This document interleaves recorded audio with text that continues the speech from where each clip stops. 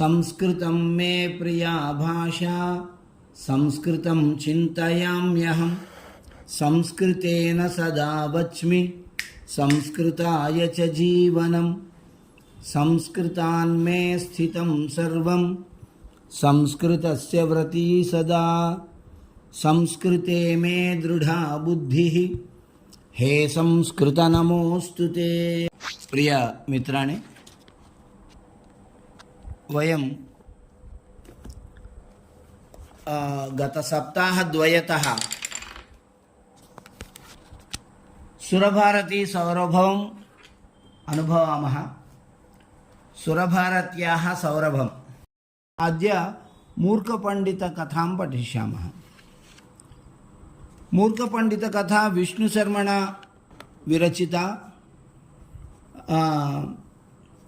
సంస్కృతవాङ्मये नीतिकथा साहित्यस्य प्रमुखं स्थानं विद्यते. बहवः नीतिशास्त्रग्रन्थाः संस्कृतसाहित्ये दृश्यन्ते.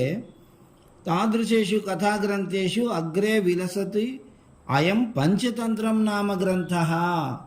अस्य रचयिता विष्णुशर्म. విష్ణుశర్మ అనేటువంటి ఒక సంస్కృత పండితుడు, అపర మేధావి, తత్వజ్ఞానం తెలిసినటువంటి వాడు. కాబట్టి అతడు అత్యంత మూర్ఖులైనటువంటి కుమారులను కూడా అమరశక్తి అనేటువంటి ఒక మహారాజు మహిళారోప్యం అనేటువంటి నగరాన్ని పరిపాలిస్తుండేవాడు. అతనికి బహుశక్తి, ఉగ్రశక్తి, అనంతశక్తి అని 3 పిల్లలు ఉండేవాళ్ళు. వాళ్ళు అత్యంత మూర్ఖులే కాదు, దుర్బుద్ధి గల వాళ్ళు కూడా. కాబట్టి వాళ్ళకి ఎవ్వరూ పాఠాలు చెప్పలేకపోయారు. వాళ్ళ గురువులను కూడా బాగా ఇబ్బంది పెట్టేవారు. అటువంటి సందర్భంలో ఆ మహారాజు అమరశక్తి ఈ విష్ణుశర్మ గారిని పిలవడం, విష్ణుశర్మ వాళ్ళకి తాను గురువును అనే విషయం చెప్పకుండా, నేను మీకు కథలు చెప్పడానికి వచ్చాను, మంచి కథలు చెప్తాను, పాఠాలు చెప్పను అసలు అని చెప్పి వాళ్లకు కథలు చెప్పాడు. ఆ కథలలో జంతువులు, పశువులు, పక్షులు అలాంటి వాటిని తీసుకొని వాటి మధ్య సంభాషణలను సృష్టించి వాటి మధ్య శాస్త్ర చర్చను చేయించి ఆ రకంగా కథ వింటున్నాము అనే ఒక ధోరణిలో ఆ 3 రాజకుమారులు అన్ని శాస్త్రాలలో ఆరితేరిన వాళ్ళు అయ్యారు. కారణం, ఈయన పేరుకు మాత్రమే కథ చెప్పేవాడు, వాటిలో మొత్తం శాస్త్రాలన్నింటినీ అందులో జొప్పించి చెప్పేసేవాడు. ఆ రకంగా మొదలైనటువంటి జంతువుల కథలు ఈ రోజుకు నడుస్తూ ఉన్నాయి. ఎక్కడైనా కథలో జంతువులు 2 మాట్లాడుకుంటున్నాయి అని మనం చదివాము అని అంటే దానికి మూలకారకుడు విష్ణుశర్మ అనేటువంటి విషయాన్ని గుర్తించాలి. ప్రపంచం నలుమూలల్లో ఎక్కడ పని జరిగినా కూడా దానికి మూలకారకుడు ఆయనే. సకలార్థశాస్త్రసారం జగతి సమాలోక్య విష్ణుశర్మేదం తంత్రైః పంచభిరేతచ్చకార సుమనోహరం శాస్త్రం. పంచభిః తంత్రైః 5 తంత్రములతో ఈ శాస్త్రాన్ని మన విష్ణుశర్మ గారు తయారు చేశారు. అవి మిత్రభేదము, మిత్రప్రాప్తి, కాకోలూకీయము, లబ్ధ ప్రణాశము, అపరీక్షిత కారకము అని పంచతంత్రాలు అని దీనికి తర్వాత పెట్టారు. ఒక పేరు పెట్టి దాన్ని ఒక గ్రంథంగా వెలువరించారు విష్ణుశర్మ గారు.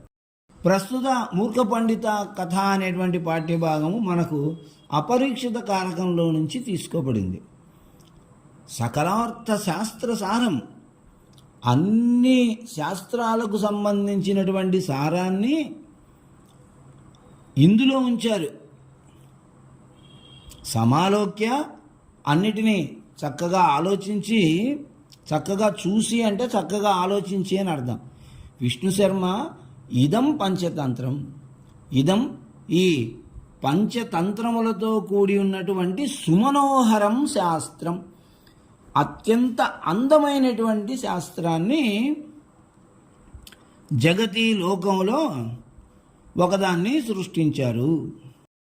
అయితే విష్ణు శర్మ రచించినటువంటి ఇందులో నీతి ఉంది, ధర్మం ఉంది, రాజనీతి ఉంది, జ్యోతిషం ఉంది, ఆయుర్వేదం ఉంది, సాహిత్యం ఉంది, వ్యాకరణం ఉంది, అన్ని రకాల తర్కం ఉంది, మీమాంస ఉంది, అన్ని రకాల శాస్త్రాలు ఉన్నాయి.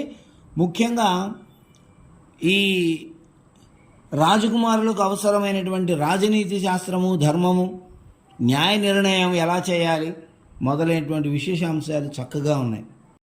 ఈ పంచతంత్రంలో ఉన్న అపరీక్షిత కారకంలో ఈరోజు మూర్ఖ పండిత కథ అనేటువంటి కథను మనం చదువుదాం. అధీతేయైదం నిత్యం నీతిశాస్త్రం శృణోతి చ న పరాభవమాప్నోతి శక్రాదపి కదాచన. ఇదం శాస్త్రం, ఇదం నీతిశాస్త్రం. ఎవరైతే ఈ నీతి శాస్త్రాన్ని శృణోతి వింటారో, అధీతే అధ్యయనం చేస్తాడో, అతడు శక్రాదపి కదాచన ఏదైనా సందర్భంలో శక్రాదపి ఇంద్రుని వలన కూడా పరాభవం న ఆప్నోతి, పరాభవాన్ని, పరాజయాన్ని లేదా అవమానాన్ని న ఆప్నోతి పొందడు. ఈ పంచతంత్రం అనేటువంటి నీతి శాస్త్రాన్ని ఎవరైతే వింటారో, ఎవరైతే అధ్యయనం చేస్తారో ఆ వ్యక్తి ఏదైనా సందర్భంలో ఇంద్రుని వలన కూడా పరాభవాన్ని పొందడు. అంతటి తెలివితేటలు గల వాళ్ళు అవుతారు అని అర్థం ఇక్కడ. కస్మిన్శ్చిద్ అధిష్టానే చత్వారో బ్రాహ్మణాః పరస్పరం మిత్రత్వం ఆపన్నాః వసంతి స్మ. బాలభావే తేషాం మతిరజాయత భోః దేశాంతరం గత్వా విద్యాయాః ఉపార్జనం క్రియేత. వాళ్ళు ఒక కస్మిన్చిద్ అధిష్టానే ఒకానొక గ్రామంలో చత్వారః బ్రాహ్మణాః నలుగురు బ్రాహ్మణులు ఉన్నారు. వాళ్ళు పరస్పరం మిత్రులు, నలుగురు స్నేహితులు. అయితే వాళ్ళు బాల్యంలో వాళ్ళు అనుకున్నారు, ఏమని అనుకున్నారు? దేశాంతరం గత్వా అన్యత్ దేశః అన్యః దేశః దేశాంతరం, అన్యః దేశః దేశాంతరం, మరొక ప్రదేశానికి వెళ్ళి మనము విద్యాభ్యాసము చేద్దామా, విద్యాయాః ఉపార్జనం, విద్యను సంపాదించడం అనేది చేద్దామా అని ఆలోచన చేశారు. అథ అన్యస్మిన్ దివసే తే బ్రాహ్మణాః పరస్పరం నిశ్చయం కృత్వా విద్యోపార్జనార్థం కన్యాకుబ్జం గతాః. అథ అనంతరం అన్యస్మిన్ దివసే, తర్వాత మరొక రోజు ఏం చేశారు వాళ్ళు? పరస్పరం నిశ్చయం కృత్వా, ఒకరితో ఒకరు చర్చించుకొని మనం వేరే ప్రదేశానికి వెళ్ళి చక్కగా విద్యాభ్యాసం చేద్దాము అని నిర్ణయం తీసుకొని కన్యాకుబ్జం అనేటువంటి ఒక గ్రామానికి, ఒక నగరానికి వెళ్ళారు. అక్కడికి వెళ్ళి తత్రచ విద్యామఠే గత్వా పఠంతి, అక్కడ ఒక విద్యాపీఠంకు వెళ్ళి అక్కడ చదువుకున్నారు వాళ్ళు. ఏవం 12 శతాబ్దాని యావత్ ఏకచిత్తతయా పఠిత్వా విద్యాకుశలాస్తే సర్వే సంజాతాః. 12 సంవత్సరాలు ఏకదాటిగా చక్కగా చదివి వాళ్ళు విద్యాకుశలాః, విద్యాసు కుశలాః విద్యాకుశలాః సప్తమీ తత్పురుషం, చక్కగా విద్యలలో ఆరితేరిన వాళ్ళు అయ్యారు. తతశ్చ తైశ్చతుర్భిః మిలిత్వా ఉక్తం, ఆ నలుగురు ఈ విధంగా ఆలోచన చేశారు. వయం సర్వ విద్యా పారంగతాః తదుపాధ్యాయం ఉత్కలాపయిత్వా స్వదేశం గచ్చామః. వాళ్ళు అనుకుంటున్నారు మనము సర్వశాస్త్ర పారంగతులము, అన్ని శాస్త్రాలలో పారంగతాహ, ఆవలి తీరానికి చేరుకున్న వాళ్ళము. పారం గతాహ, పారం అంటే అవతల తీరం, అంటే శాస్త్రంలో ఇటువైపు నుంచి అటువైపుకి వెళ్ళిపోయిన వాళ్ళం మనం, అంటే శాస్త్రంలో బాగా ఆరితేరిన వాళ్ళము అని అర్థం. తదుపాధ్యాయం ఉత్కలాపయిత్వ, ఉపాధ్యాయుని యొక్క అనుమతిని తీసుకొని మేము వెళ్ళొస్తాము అని చెప్పి అనుమతిని తీసుకొని స్వదేశం గచ్చామహ, మన ఊరుంది కదా, మన ఊరికి వెళ్ళిపోదాం మనం అనుకున్నారు. తథైవ అనుష్ఠీయతామిత్యుక్త్వా బ్రాహ్మణాః ఉపాధ్యాయం ఉత్కలాపయిత్వ అనుజ్ఞాం లబ్ధ్వా పుస్తకాన్ని నీత్వా ప్రచలితాః. అలాగే వాళ్ళు చేద్దామనుకొని ఉపాధ్యాయునికి వెళ్ళొస్తామని చెప్పి ఆయన యొక్క అనుజ్ఞాం లబ్ధ్వా, ఆయన అనుమతిని పొంది పుస్తకాన్ని నీత్వా, వాళ్ళ పుస్తకాలు అక్కడ ఏమున్నాయో వాటిని తీసుకొని ప్రచలితాః బయలుదేరారు. యావత్ కించిత్ మార్గం యాంతి తావత్ ద్వౌ పంథానౌ సమాయాతౌ దృష్ట్వా ఉపవిష్టాః సర్వే. కొంత మార్గం, కొంత దూరం వాళ్ళు ఎప్పుడైతే వెళ్ళారో అప్పుడు అక్కడ 2 దారులు వచ్చాయి. 2 దారులు వచ్చేసరికి అక్కడ కూర్చున్నారు. ఉపవిష్టాః సర్వే, అందరూ అక్కడ, నలుగురు అక్కడ కూర్చుండకపోయారు. ఎందుకని? తత్రైకః ప్రోవాచ, ఒకడు అన్నాడు కేన మార్గేణ గచ్చామః, ఇక్కడ 2 దారులు వచ్చాయి కదా, మనం ఇప్పుడు ఏ దారిలో వెళ్ళాలి? ఈ ఎడమవైపు ఉన్న దారిలో వెళ్ళాలా, కుడివైపు ఉన్న దారిలో వెళ్ళాలా? అంటే అప్పుడు ఏ తస్మిన్ సమయే తస్మిన్ పట్టణే కశ్చిత్ వణిక్పుత్ర మృతః. ఈలోగా అక్కడ ఏం జరిగిందంటే, ఒక వణిక్ పుత్ర, ఒక వ్యాపారి యొక్క కుమారుడు చనిపోయి ఉన్నాడు. చనిపోతే అతన్ని తీసుకెళ్ళిపోతారు కదా. తస్య దాహాయ మహాజనో గతోభూత్, అతన్ని కాల్చడం కోసము మహాజన అంటే జనులందరూ అని అర్థం. మహాజన అంటే గొప్ప వ్యక్తి అని అర్థం కాదు. మహాజన మహాజనో స్మేరముఖో భవిష్యతి, కుమార సంభవంలో కాళిదాసు యొక్క ప్రయోగం. మహాజన అంటే అందరూ అని అర్థం. తెలుగులో కూడా మహాజనానికి మరదల పిల్ల అని ఉంది. మహాజనానికి అంటే అందరికీ అని అర్థం. ఈ ఒక పట్టణంలో ఒక వ్యాపారి కుమారుడు చనిపోయాడు. వ్యాపారి కుమారుడు అంటే పాపం చాలామంది, అందరితో అనుబంధం అనేది ఉంటుంది కాబట్టి వాళ్ళందరూ కూడా అతన్ని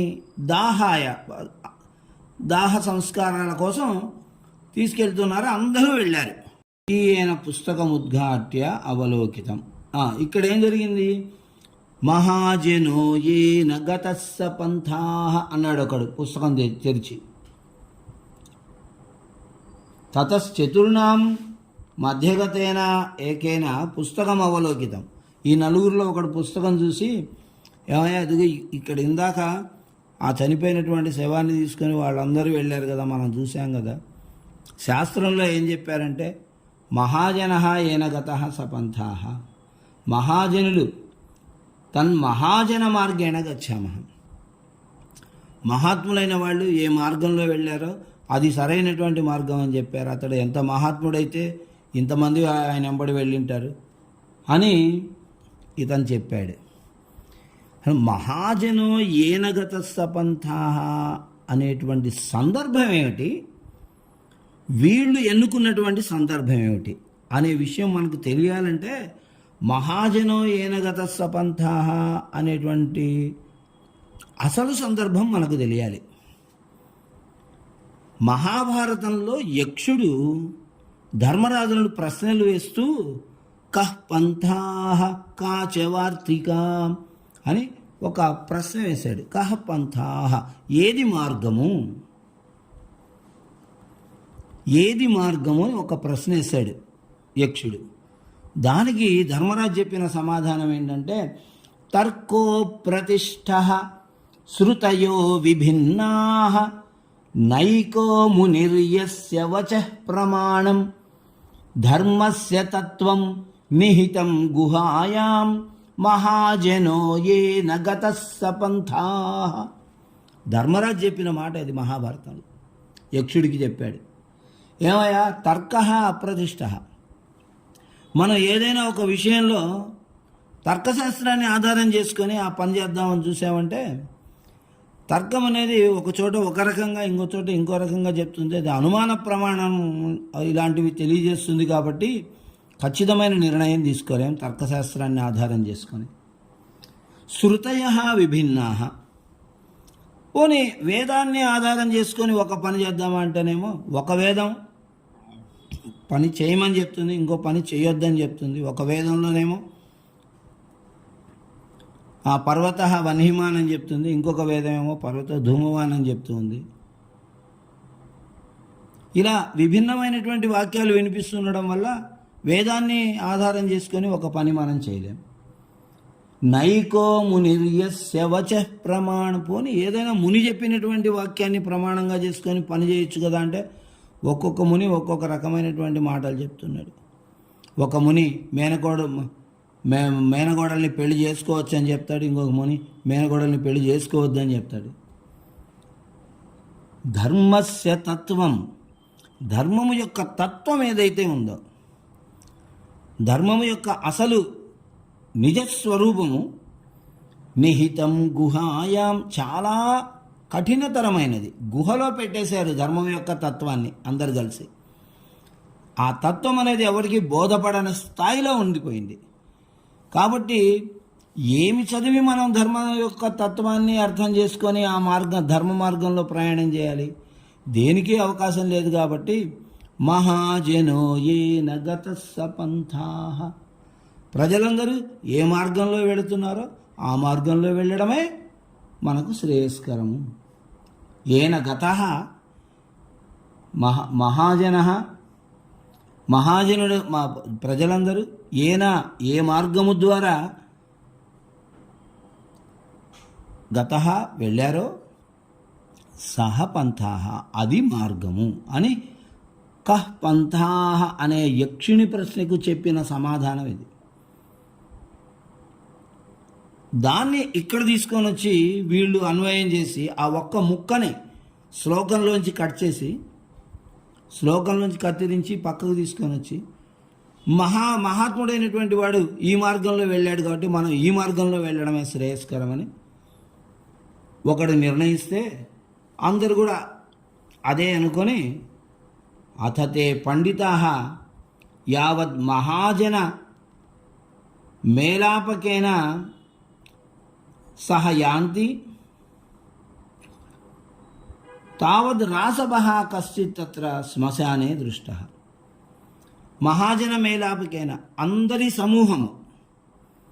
మహాజన సమూహం చేత వాళ్ళతో కలిసి వీళ్ళు కూడా వెళ్ళిపోయారు. వెళ్ళిపోవడం వల్ల అక్కడ ఏం జరిగింది వీళ్ళకి? తావద్ రాసభః కశ్చిత్, ఒక గాడిద శ్మశానే దృష్టః, శ్మశానంలో గడిపోయింది. ఇప్పుడు వాళ్ళు శ్మశానం వైపు కదా వెళ్తున్నారు. ఇంకా అలా వాళ్ళు వెంబడి వెళ్తే ఏమొస్తుంది? శ్మశానమే వస్తుంది. అక్కడికి వెళ్తే వాళ్ళందరూ ఏదో వాళ్ళ పని చూసుకొని అందరూ వెళ్ళిపోయారు. అక్కడ ఎవరు లేరు, గాడిద మాత్రం నిలబడింది. అత ద్వితీయేన పుస్తకం ఉద్ఘాట్య అవలోకితం. రెండో వాడు ఏం చేశాడు? ఇప్పుడు ఇక్కడ మనం ఏం చేయాలి అని పుస్తకం తీసి చూశాడు. వాడికి ఈ శ్లోకం కనపడింది. ఉత్సవే వ్యసనే ప్రాప్తే దుర్భిక్షే శత్రు సంకటే రాజద్వారే శ్మశానే చ యస్తిష్ఠతి సబాంధవః. అరే, బంధువు అంటే ఎక్కడ పడితే అక్కడ ఉండేటువంటి వాడు బంధువు కాదు. ఉత్సవే, పండుగ సందర్భాలలో నువ్వు సంతోషంగా ఉన్నటువంటి రోజున, వ్యసనే, నువ్వు దుఃఖంగా ఉన్న రోజున, నీకు ఉత్సవే ప్రాప్తే, నీకు సంతోషము కలిగిన రోజున, వ్యసనే ప్రాప్తే, నీకు దుఃఖం కలిగిన రోజున, దుర్భిక్షే, నీకు కరువు వచ్చిన రోజున, శత్రు సంకటే, శత్రువుల చేత నువ్వు పీడించబడుతున్నటువంటి రోజున, రాజద్వారే, మహారాజు దగ్గరికి నువ్వు వెళ్ళాలి అనుకున్న రోజున, నీకు తోడు అరే నేను వస్తున్నాను పదా మహారాజు గారి దగ్గరికి వెళ్దామని చెప్పి ధైర్యం చెప్పి నేను తీసుకెళ్ళేవాడు.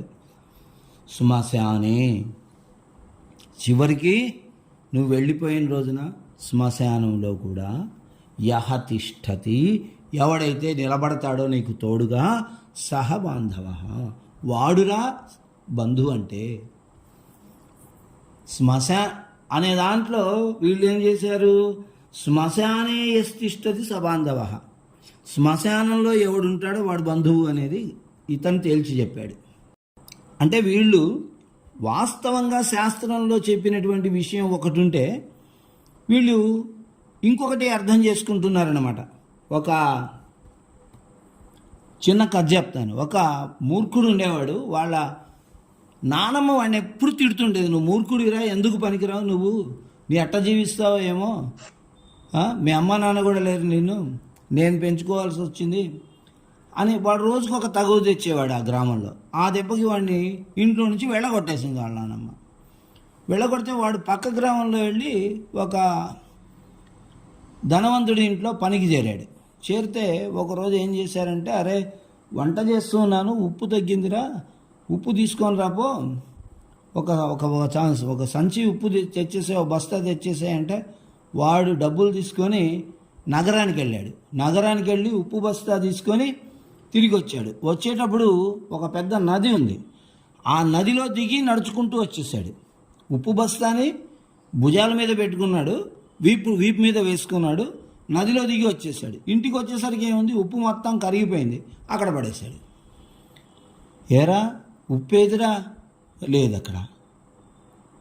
ఏం జరిగిందంటే మొత్తం చెప్పాడు, ఇలా నదిలో దిగి వచ్చాను. అరే ఉప్పు బస్తా తేవాలంటే బండి తీసుకొని బండిలో ఉప్పు బస్తా పెట్టుకొని తీసుకురావచ్చు కదా, అప్పుడు తడవకుండా ఉంటుంది కదా అంటే, ఇంకొకసారి అలాగే చేస్తానండి అన్నాడు. ఆ మరుసటి రోజు ఏదో అగ్గిపెట్టె కనపడక ఒక అగ్గిపెట్టె తీసుకురారా అని చెప్తే వీడు చక్కగా బండి తీసుకొని నగరానికి వెళ్ళి అగ్గిపెట్టె కొనుక్కొని ఆ బండిలో పెట్టుకొని తీసుకొచ్చాడు. వీళ్ళందరూ తినేసి పడుకొని ఉన్నారు. సాయంకాలానికి ఏమిరా అంటే, మీరు బండిలో తెమ్మన్నారు కదా, నేను బండి తీసుకొని వెళ్ళాను. అగ్గిపెట్టె తేవడానికి బండి ఎందుకురా, జేబులో పెట్టుకొని తేవచ్చు కదా అన్నారు. మరొకసారి అట్టాగే చేస్తానండి అన్నాడు. తర్వాత రోజు వాళ్ళు వెన్న తీసుకురారా అని చెప్పారు వీడికి. వీడెళ్ళి చక్కగా 2 కిలోలు వెన్న కొనుక్కొని 2 కిలోల వెన్న ఈ జేబులో కాస్త, ఆ జేబులో కాస్త, పై జేబులో కాస్త పెట్టుకొని తీసుకొచ్చాడు. అది ఎండకి ఆ వెన్న మొత్తం కరిగి మొత్తం పడిపోయింది. ఇంటికి రాగానే వెన్న ఎదురా అంటే జేబులో నుంచి తీస్తే ఏమొస్తుంది, జిడ్డు వస్తుంది. అరే ఎదవా, వెన్న తీసుకురావాలంటే ఎలా తీసుకురావాలి, ఒక పాత్ర తీసుకొని అందులో నీళ్లు పోసుకొని వెళ్ళి వెన్న తీసుకొని ముద్దలు ఆ పాత్ర నీళ్ళల్లో వేసుకొని దాని మీద ఒక మూత పెట్టుకొని తీసుకొని వస్తే వెన్న కరిగిపోకుండా ఉంటుందిరా, అది కదా జాగ్రత్త, నీకు బుద్ధి లేదు, నీకు పని చేయడం చేత కాదు, వెళ్ళిపో అన్నారు. లేదండి ఇంకోసారి సరిగా చేస్తాను అన్నాడు. తర్వాత ఏం చేశారు, వాళ్ళ ఇంట్లో కుక్కపిల్ల కనపడటం లేదు. అరే కుక్కపిల్ల కనపడటం లేదు, ఎక్కడుందో చూడరా అంటే వీడు చక్కగా ఓ పాత్ర తీసుకున్నాడు, దాని నిండా నీళ్లు పోసుకొని ఓ మూత పెట్టుకున్నాడు, కుక్కపిల్ల కోసం వెతికాడని వెళ్ళాడు. ఒక చోట దొరికింది కుక్కపిల్ల, దాన్ని తీసి ఈ నీళ్ళలో పడేసి మూత పెట్టుకొని తీసుకొచ్చాడు. ఇంటికి తీసుకొచ్చి ఇంకెక్కడుంటుంది కుక్కపిల్ల, అరే వెధవ, కుక్కపిల్లని తీసుకురా అంటే ఎలా తీసుకురావాలి, ఒక తాడు తీసుకొని వెళ్ళి ఆ మెడలో తాడు కట్టి ఒక కర్ర తీసుకొని అది రానంటే దాన్ని 2 పీకి పట్టుకొని రావాలి కదా, 2 దెబ్బలు వేసి తీసుకురావాలి, కానీ ఇట్లా తీసుకొస్తారట్రా, చచ్చి ఉరుకుంది అని చెప్పి వీడిని తిట్టారు. ఈ ఒక్కసారికి క్షమించండి, ఇంకోసారి అలాగే చేస్తానన్నాడు. 2 రోజుల తర్వాత ఆ వాళ్ళ అమ్మాయి బడికి పోయింది, ఇంటికి రాలేదు. అరే అమ్మాయి బడికి వెళ్ళింది, ఇంకా ఇంటికి రాలేదు, నువ్వు వెళ్ళి కాస్త తోడుగా ఉండి అమ్మాయిని వెంట పెట్టుకొని తీసుకొని రా, బడి దగ్గరికి వెళ్ళు అని అంటే వీడేం చేశాడు, చక్కగా ఒక తాడు తీసుకున్నాడు, కుక్కను కట్టేసే తాడు, ఒక కర్ర తీసుకున్నాడు, వెళ్ళాడు. ఆ అమ్మాయి అక్కడ బడి దగ్గర ఏదో స్నేహితురాలతో ఆడుకుంటూ ఉంది. బడి అయిపోయిన తర్వాత వెళ్ళి ఆ అమ్మాయి మెడలో తాడు వేసేసాడు. ఏమిరా ఇలా చేస్తున్నావు నువ్వు వెధవా, మా అమ్మతో చెప్తాను, నాన్నతో చెప్తాను అని గట్టిగా అరిచేసింది ఆ అమ్మాయి. అరిచేసరికి చేతిలో కర్ర ఉంది కదా, 2 బీకాడు, వీపు మీద 4 కొట్టాడు, తాడుతో గుంజు లాగుతున్నాడు, కర్రతో కొడుతున్నాడు. ప్రజలు ఎవరో చూసిన వాళ్ళంతా విడిపించి వాడిని తీసుకొస్తే ఇంటి దగ్గరికి, అరే నువ్వు ఏ పని చేయడానికి పనికిరావురా, మేము ఒక సందర్భంలో ఆ పని చెడిపోకుండా చక్కగా ఎలా చేయాలో మేము చెప్తే నువ్వు దాన్ని ఇంకొక సందర్భంలో ఉపయోగించి పనులన్నీ పాడు చేస్తున్నావు అని చెప్పి వాడిని పనిలో నుంచి తీసేశారు. ఈ కథను మనం దృష్టిలో పెట్టుకుంటే ఇక్కడ పండితులు కూడా చేస్తున్న పని అదే. ధర్మశాస్త్రాలలో ఏదో సందర్భంలో చెప్పబడినటువంటి వాక్యాన్ని తీసుకొని వచ్చి ఇంకేదో సందర్భంలో అన్వయం చేసుకుంటున్నారు. శ్మశానే తిష్టతి సబాంధవ, శ్మశానంలో ఎవడైతే నిలబడతాడో వాడు బంధువు అని తేల్చుకున్నారు. ఇక్కడ మనకు గాడిద దొరికింది కాబట్టి ఈ గాడిదే మనకి ఇప్పుడు బంధువు.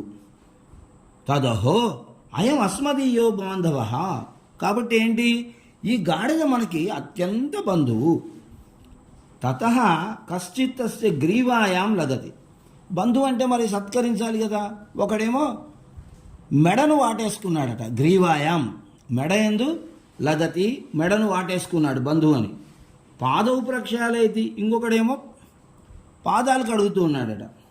అత యావత్తే దిశామవలోకనం కుర్వంతి తావత్ కశ్చిద్ ఉష్ట్రో దృష్ట. ఇలా వాళ్ళు ఆ గాడిదని తమ బంధువుని సత్కరించుకుంటున్నటువంటి సమయంలో అటు ఇటు దిక్కులు చూస్తే వాళ్ళకి ఒక ఒంటె కనపడింది.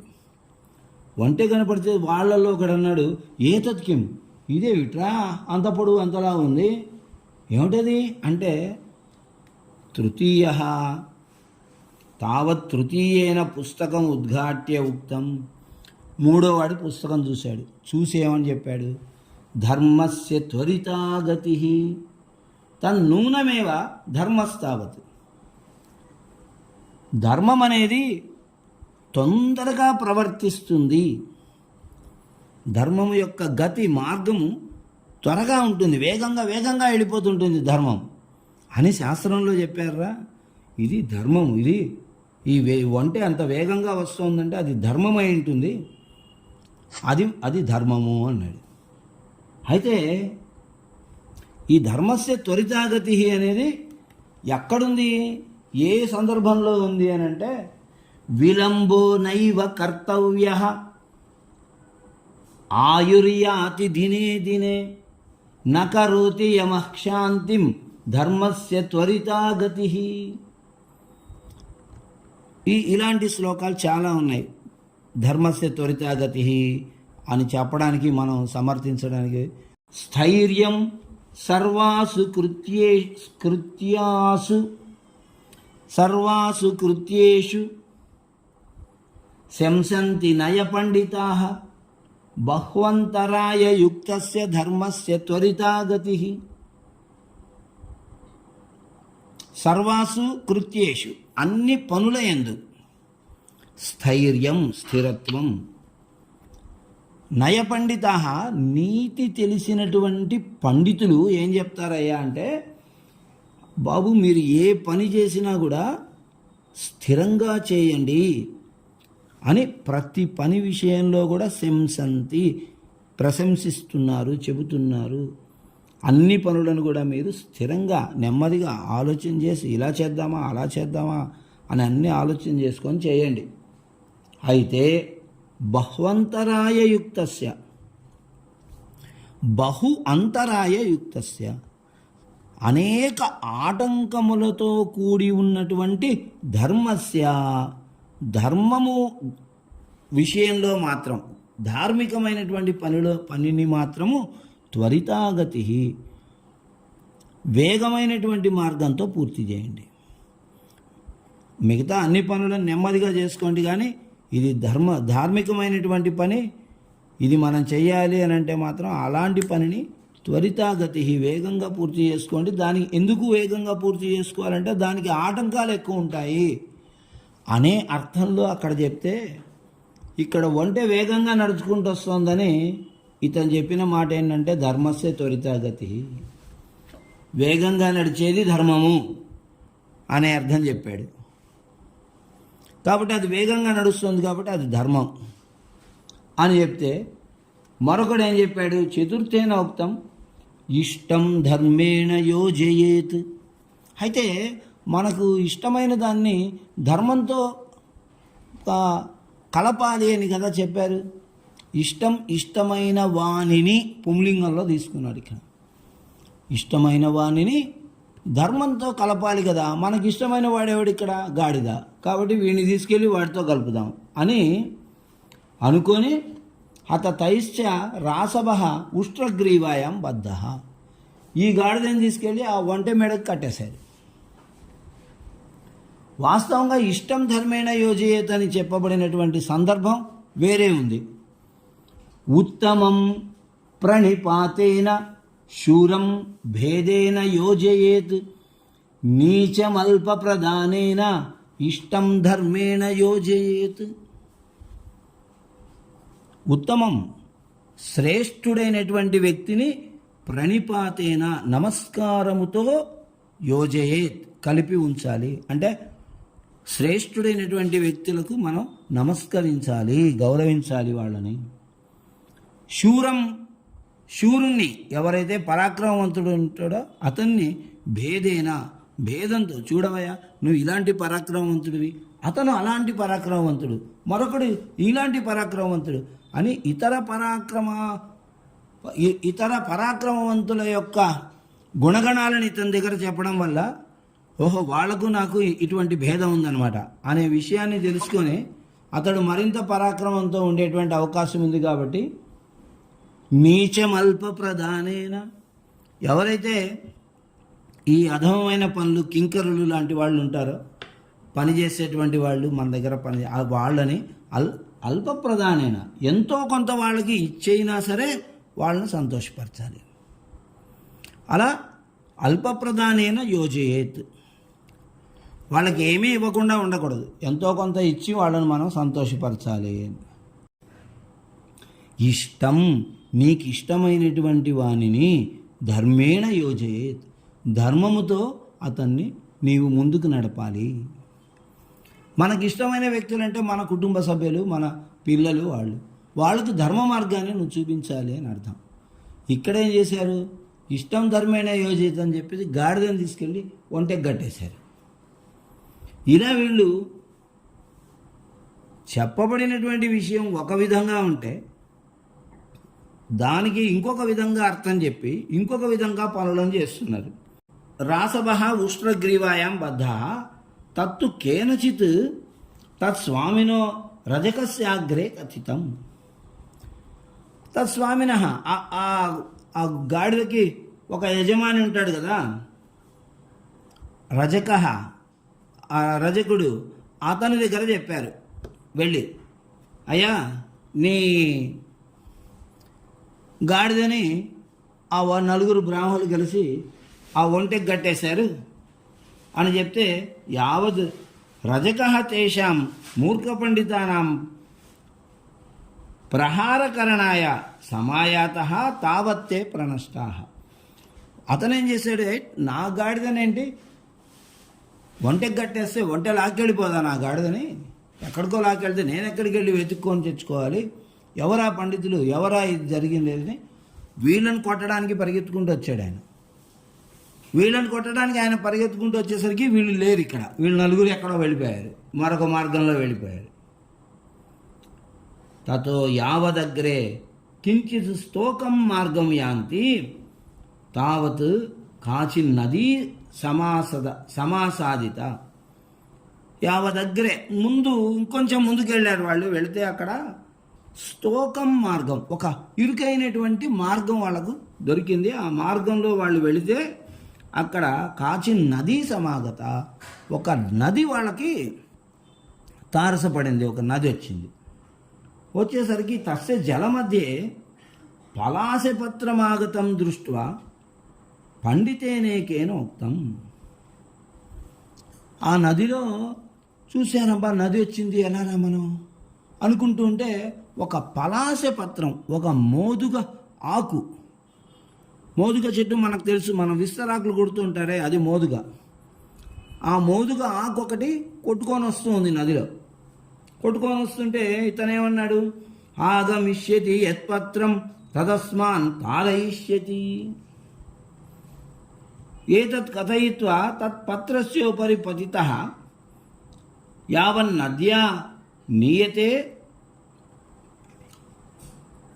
తావత్తం నియమానం అవలోక్య అన్యేన పండితేన కేశాంతం గృహీత్వా ఉక్తం. వీడేమన్నాడు, ఆగమిష్యతి యత్పత్రం, అదిగో ఆ వస్తుంది కదా ఆ పలాస పత్రం, తదస్మాన్ తారయిష్యతి, తత్ అది అస్మాన్ మనలను తారయిష్యతి, ఈ నదిని దాటిస్తుంది అని చెప్పి ఆ పత్రం మీదకి దూకేశాడు. అంటే ఆ పత్రం వీళ్ళందరినీ కాపాడుతుంది అని ఆ పండితుడు అనుకున్నాడు. అది అతని మూర్ఖత్వం. సరే, అతను అనుకుంటే అనుకొని అలా దూకాడు. దూకితే యావన్ నద్యానీయతే, ఆ నీళ్ళల్లో పడ్డవాడు ఆ నదిలో కొట్టుకుపోతున్నాడు. నది చేత తీసుకెళ్ళబడుతూ ఉండగా తావత్తం అతన్ని నియమానం, అలా నది చేత తీసుకెళ్ళబడుతున్నటువంటి వాడిని అన్యేన పండితేన, మరొక పండితుడు ఏం చేశాడు, కేశాంతం గృహీత్వా, అతడి జుట్టు పట్టుకొని ఉక్తం చెప్పాడు. అతను జుట్టు పట్టుకున్నాడు, పోనీకుండా పట్టుకొని చెప్తున్నాడు, సర్వనాశే సముత్పన్నే అర్ధం త్యజతి పండిత అర్ధేన కురుతే కార్యం సర్వనాశో హి దుస్సహ. సర్వనాశే, మొత్తము సమస్తము నశించిపోతుంది అనే పరిస్థితి సముత్పన్నే ఏర్పడినప్పుడు పండితుడనేవాడు అర్ధం త్యజతి, సగమును త్యజతి వదిలేస్తాడు. అంటే పండితుడు సగాన్నైనా రక్షించుకుంటాడు ఏదో రకంగా. మొత్తం నశించిపోతుందయా అనేది అన్నప్పుడు ఏదో ఒక విధంగా సగం వదిలేసి సగాన్ని సంరక్షించుకుంటాడు. అర్ధేన కురుతే కార్యం, అదే ఆ సగంతోనైనా పని చేసుకుంటాడు, తర్వాత పని చేస్తాడు. సర్వనాశో హి దుస్సహ, సర్వనాశ, మొత్తం నశించిపోవడం అనేది దుస్సహ, చాలా దుఃఖంతో కూడుకున్నటువంటిది కదా, దుస్సాధ్యమైనది కదా అనే నీతి చెబుతూ, కాబట్టి మనము వీడు నీళ్ళల్లో కొట్టుకుపోకుండా ఉండాలి అని అంటే మనం సగమైనా కాపాడాలి, సగం పోతే పోయింది అని ఇత్యుక్త్వా తస్య శిరచ్ఛేదో విహిత అని చెప్పి వాడికి శిరచ్ఛేదం చేశాట. కత్తి తీసుకొని వాడి తలను నరికేశాడు. అప్పుడు ఏమైపోయింది, మొండెం నీళ్ళలో కొట్టుకుపోయినా కూడా తల వీళ్ళ దగ్గరే ఉంది కదా, అది అతని అభిప్రాయం. సగం పోయినా కూడా సగం ఉంది అన్నట్టు.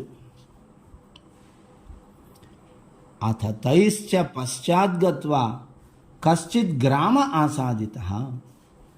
ఆ తర్వాత వాళ్ళు అలాగే ముందుకు వెళ్ళి ఒక గ్రామానికి వెళ్ళారు. తేచ గ్రామీణై నిమంత్రితా పృథగ్గృహేషు నీతా. వాళ్ళు గ్రామీణులు, బ్రాహ్మణులు వచ్చారు, పండితులు వచ్చారని చెప్పేసి మా ఇంటికి భోజనానికి రండి, మా ఇంటికి భోజనానికి రండి అని వాళ్ళు పిలవడం ద్వారా చక్కగా ముగ్గురింటికి భోజనానికి వెళ్ళారు.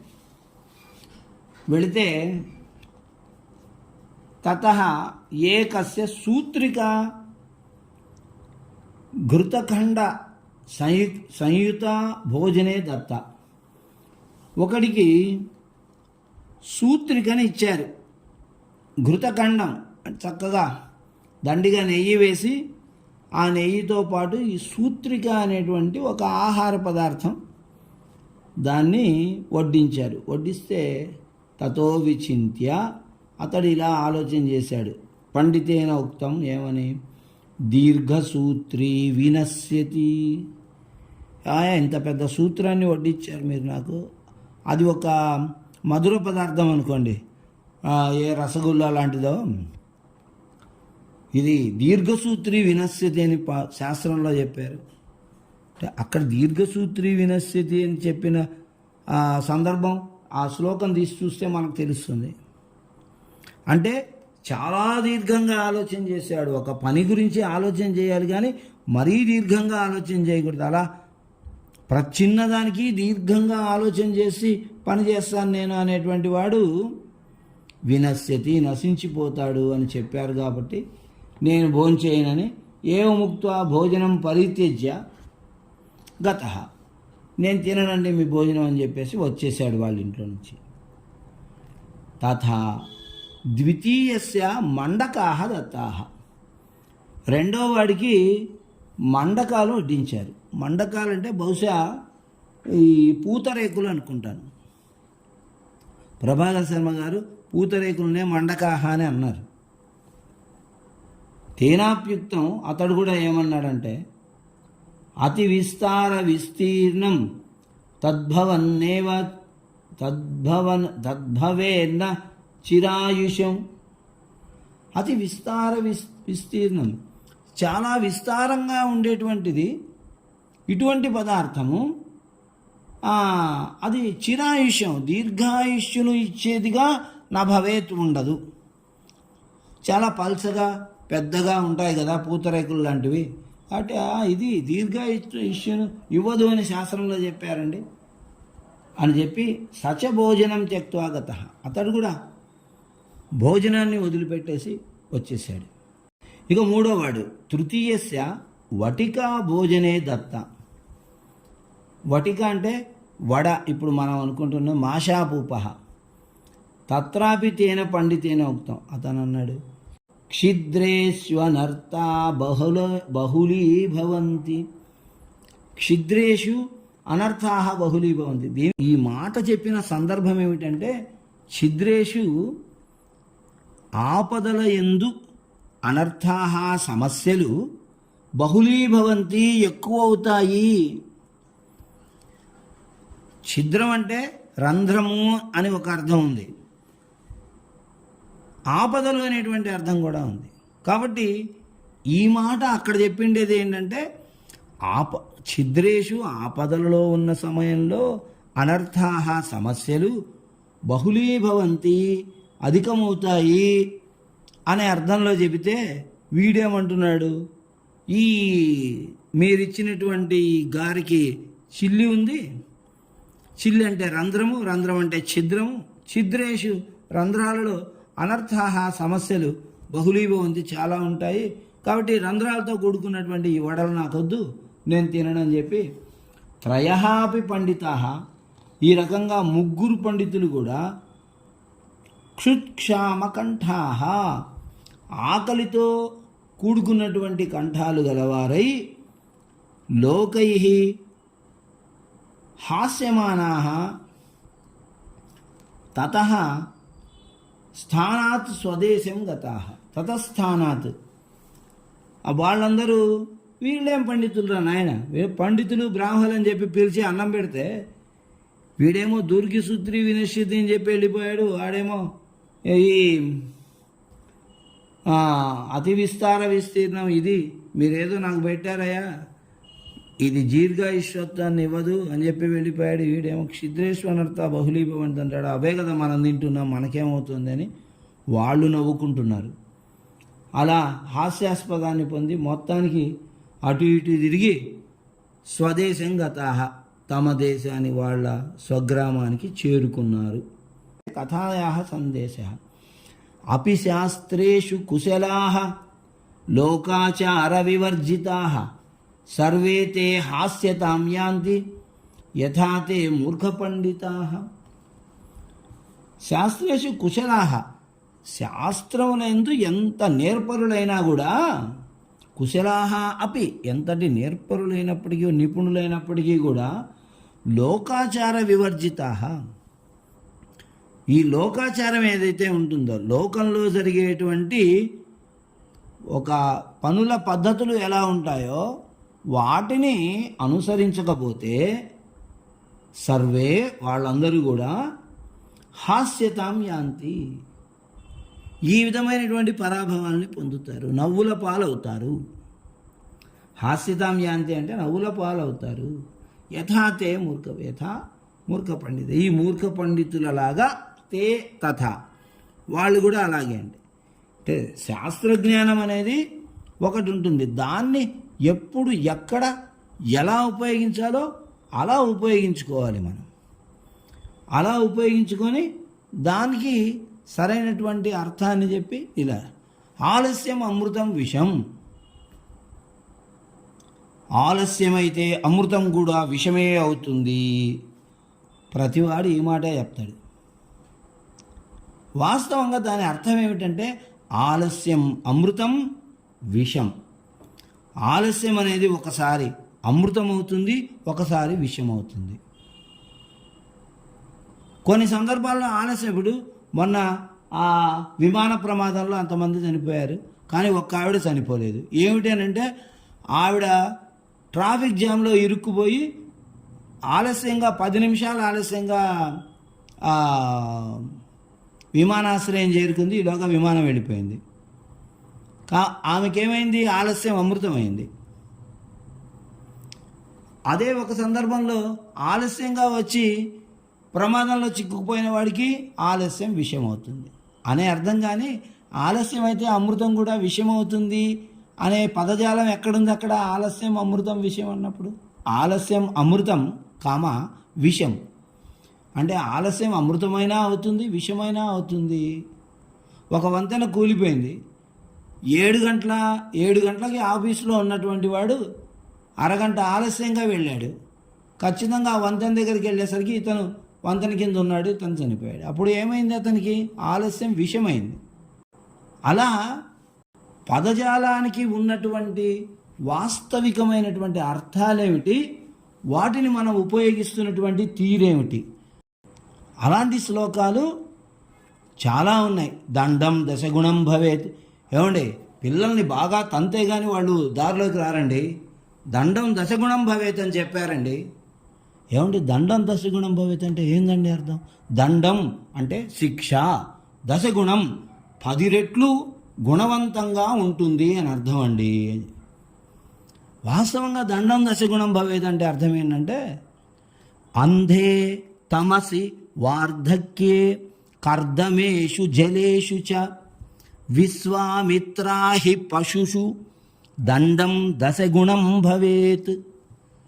దండం కర్ర, దండ అంటే కర్ర, దండం ద్వితీయ వ్యక్తి ఏకవచనం, అదే ప్రథమ నపుంసకలింగం. లేకపోతే దశగుణం 10 రకాలుగా ఉపయోగపడినదిగా భవేత్ ఉంటుంది.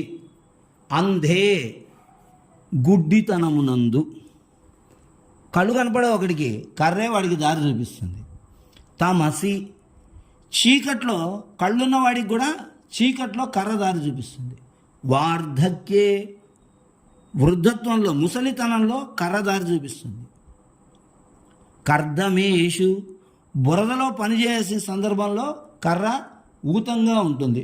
పొలాలలో పనిచేసే వాళ్ళు చూడండి, కర్ర పట్టుకొని బురదలో దిగుతారు. కుమ్మరివాడు చూడండి, మట్టి దొక్కేటప్పుడు కర్ర పట్టుకొని ఉంటాడు. కర్దమేషు బురదల యందు, జలేషు చ నీళ్లలో కూడా.